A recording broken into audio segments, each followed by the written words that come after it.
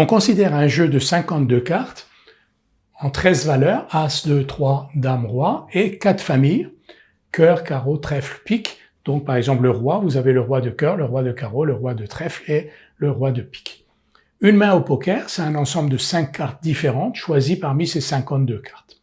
Un carré, c'est une main de type 4 fois U, 1 fois V, ça veut dire par exemple 4 rois et un 3, 4 dames et un as. Et un full, c'est une main du type 3 U et 2 V, par exemple 3 rois et 2 dames, 3 as et 2 5.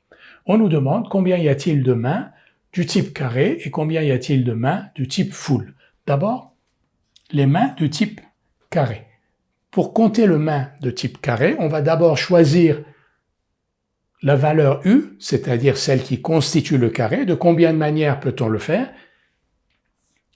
On choisit une valeur parmi 13, donc le nombre de combinaisons, c'est combinaison de un élément parmi 13 éléments. 1 parmi 13. Ensuite, on complète. On a la valeur, donc on complète comment? On va dire, on va choisir 4 As parmi 4. Le nombre de manières qu'il y a à choisir 4 As parmi 4, c'est 1, parce qu'on les prend tous, mais j'écris quand même 4 parmi 4, parce qu'on verra dans la question 2, il faudra, ici on aura 3 parmi 4 et non pas 4 parmi 4, donc il faut faire les choses systématiquement. Donc je choisis d'abord la valeur U, je choisis ensuite les 4 U parmi les 4 disponibles, ensuite je choisis cette valeur-là. De combien de manières? J'ai déjà utilisé U ici, donc il faut que je choisisse une valeur parmi les 12 qui sont disponibles, donc une parmi 12, et ensuite une carte parmi les 4 disponibles dans cette valeur. Ça va donc faire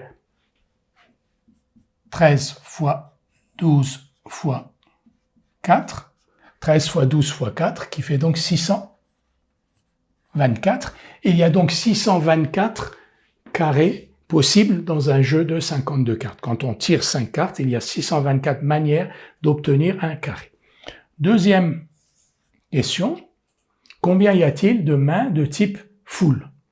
Là, c'est exactement le même principe. Je choisis d'abord la hauteur U, de combien de manières, comme tout à l'heure?